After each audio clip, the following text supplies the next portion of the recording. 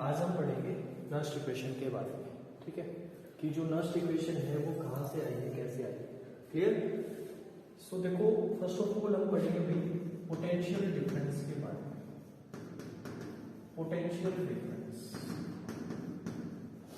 Potential difference it is represented bye, ठीक है, we से हम इसको रिप्रेजेंट करते हैं। और अभी हमने बड़ा था इलेक्ट्रोकेमिकल सेल में कि जो पोटेंशियल डिफरेंस है उसको हम रिप्रेजेंट करते हैं ई सेल्स, ठीक है, means V is represented by E cell. Clear? So from the physics जो डाटा है भाई हमारा जो पोटेंशियल डिफरेंस है वहां से गेट कर ली है कि potential difference is equals to work done upon charge. क्या होता है भाई?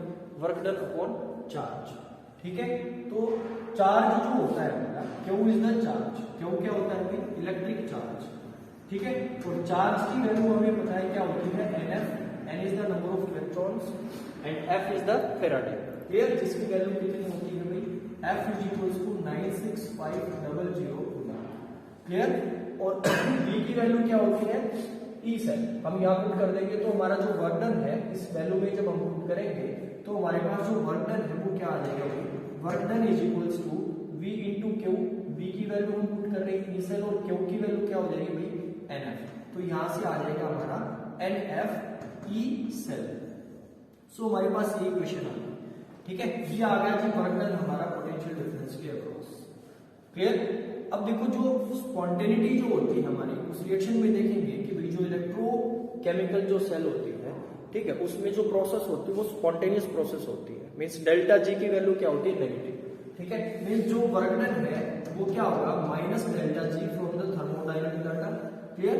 सो यहां से हम ये वैल्यू इसमें पुट करेंगे तो हमारे पास इक्वेशन क्या आ जाएगी भाई? Minus delta G is equals to NF E cell. So हम इसको ऐसे भी लिख सकते हैं और also write delta G is equals to minus NF E cell. Okay, this is the equation number 1।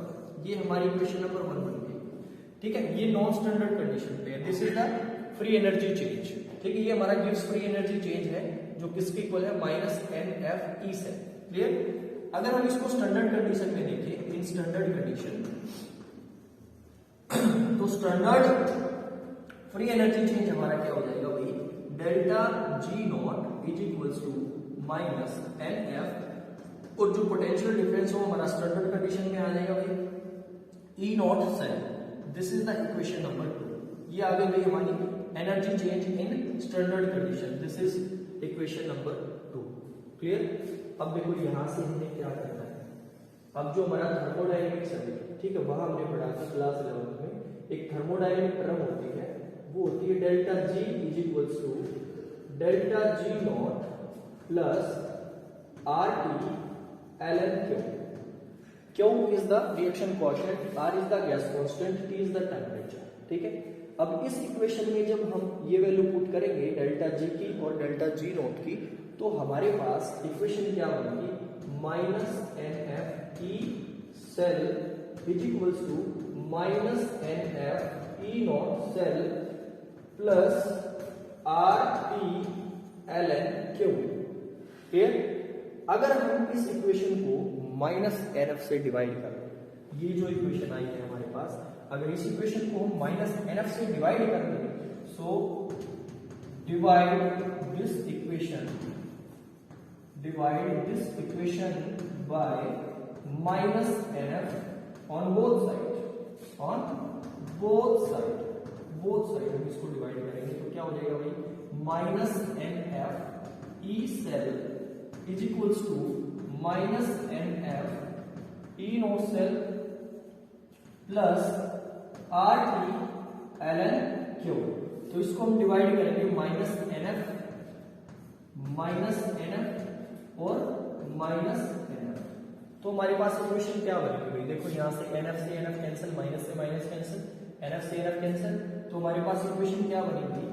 E cell is equals to minus E is equals to E naught, minus से minus तो cancel हो जाएगा। So E naught cell minus, यहां minus sign आएगा तो RT upon NF ln Q। Got it? अब ये जो इक्वेशन आई है हमारे हमारे पास, इसी इक्वेशन को बोलते हैं भाई हम Nernst equation. This is called Nernst equation, this is called Nernst equation. ठीक है, तो यहां से हमारी जो नस्ट इक्वेशन है वो आई। क्लियर? अब यहां से हमें देखना है कि ये जो टर्म है हमारी r क्या है, इसकी वैल्यू क्या होती है, n क्या है, f क्या है, t क्या है और ln क्या है। ठीक है, तो इन सब की वैल्यू अगर हम इस इक्वेशन में पुट करेंगे, मींस r क्या होता है, universal gas constant, means 8.314 joule पर केल्विन पर मोल। ठीक है, टेम्परेचर हम लेंगे बेटा यहाँ पर 298 केल्विन। ठीक है, अगर इस टेम्परेचर पे हम इक्वेशन को निकालेंगे तो 298 केल्विन, और यहाँ से जो F की वैल्यू होती है, अभी हमने लिखा था वो कितनी होती है, 96500 कूलम। क्लियर? और ln की वैल्यू जब हम यहाँ लिखेंगे तो ln होता है natural log is equals to 2.303 log 10 base. ठीक है, तो इस इक्वेशन में ये वैल्यू जब हम पुट करेंगे तो हमारे पास जो नया डाटा आएगा वो क्या होगा। So new data from the equation is E cell is equals to E naught cell minus 8.314 into 298 into 2.303 log Q। ये वैल्यू आ जाएगी हमारी। ठीक है, ये वैल्यू आ जाएगी log Q। Clear? Divided by n is the number of electron. तो number of electrons हमारे पास यहाँ अभी अननोन है, f की वैल्यू क्या आ जाएगी 96500। तो इस टर्म को जब हम कैलकुलेट करते हैं तो ऑल ओवर हमारे पास एक टर्म आ जाती है E cell is equals to E naught cell minus 0.0591 upon n and log into reaction coefficient. ठीक है, so this is the another term of another equation. ठीक है, after putting the value of the constants it is also Nernst equation. ये भी क्या है, कोई Nernst equation. Clear? यहाँ अब क्यू रहेगा हमारा। क्यू क्या होता है, क्यू यहाँ होता है रिएक्शन कोएफिशिएंट, इसको हम बोलते हैं रिएक्शन कोएफिशिएंट। अब रिएक्शन कोएफिशिएंट क्या होता है, किसी भी कंसंट्रेशन पर, सपोज हमारे पास ये रिएक्शन है A plus B give rise to C plus D. Okay, तो इस रिएक्शन के लिए हमने रिएक्शन कोएफिशिएंट लिखना है। तो रिएक्शन कोएफिशिएंट क्या होता है भाई, Q is equals to the product of the molar concentrations of the product divided by the molar concentration of the reactant. तो यहां से हमारी कंसंट्रेशन जो है भाई C। क्लियर? अगर इसकी पावर, यहाँ कोएफिशिएंट क्या है, इसका A और इसका है small d and small d। These are the coefficient, stoichiometric coefficient. ठीक है, तो यहां से क्या होता है, raise to the power of its coefficient. हम ये भी यूज करेंगे भाई यहाँ पर। मोलर कंसंट्रेशन ब्रैकेट्स जो है वो मोलर कंसंट्रेशन को क्या कर रही है, रिप्रेजेंट कर रही है। Clear? And raise to the power its coefficient.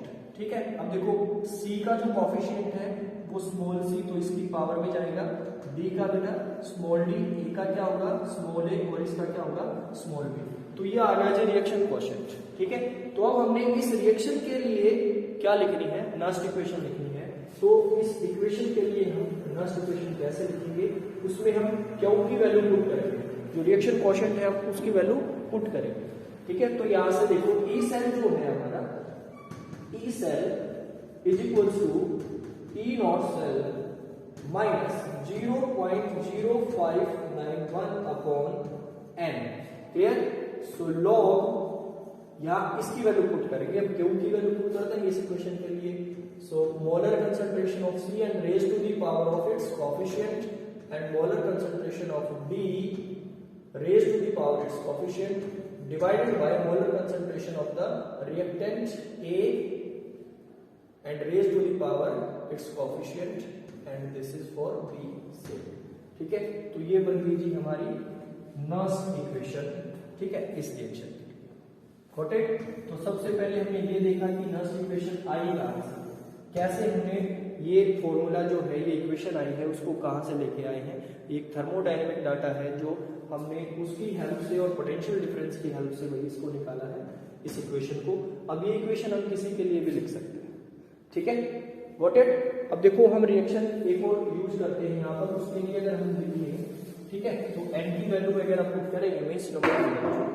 तो यहाँ अनदर एग्जांपल लेते हैं, रिप्रेजेंट करेंगे लास्ट इक्वेशन को, ठीक है, कि यहाँ से इक्वेशन हमारे पास Zn प्लस में Cu2 plus v/2 Zn2 plus में Cu, ये सॉलिड फॉर्म में है, ये एक्वस फॉर्म है, this is for aqueous and this is for solid. तो इसके लिए हमारी जो ई सेल है मीन्स फर्स्ट इक्वेशन को क्या बनेगी भाई, E cell is equals to E naught cell minus 0.0591 upon N. अब एन की वैल्यू यहाँ पर क्या होगी भाई 2, यहाँ 2 इलेक्ट्रॉन्स का इन्वॉल्वमेंट हो रहा है। देखो जिंक से Zn2 प्लस जा रहा है मीन्स 2 इलेक्ट्रॉन्स क्या कर रहा है, वो लॉस कर रहा है, ऑक्सीडेशन हो रहा है, और Zn Cu2 प्लस से कॉपर जा रहा है भाई 2 इलेक्ट्रॉन्स, यहाँ पर क्या हो रहा है, गेन हो रहा है, इट मींस रिडक्शन, और यहाँ पर loss it mean oxidation.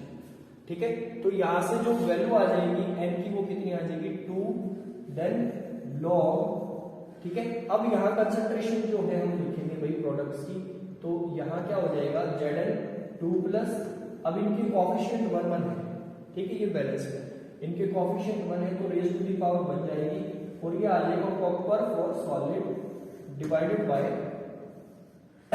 Zinc for solid and molar concentration of copper 2 plus. ठीक है, अब जो यहाँ पर सॉलिड होते हैं प्योर सॉलिड, उनकी जो कंसंट्रेशन हमेशा क्या लेते हैं, यूनिटी। ठीक है, तो जो सॉलिड फॉर्म है उनकी जो कंसंट्रेशन टर्म वो क्या हो जाएगी, यूनिटी। तो हमारी इक्वेशन क्या बन जाएगी, E cell is equals to E naught cell minus 0.0591 upon 2 and log Zn2 plus molar concentration of Zn2 plus divided by molar concentration of Cu2 plus। ठीक है, सो इस इक्वेशन के लिए हमारी नेक्स्ट इक्वेशन ये बन गई, गॉट इट।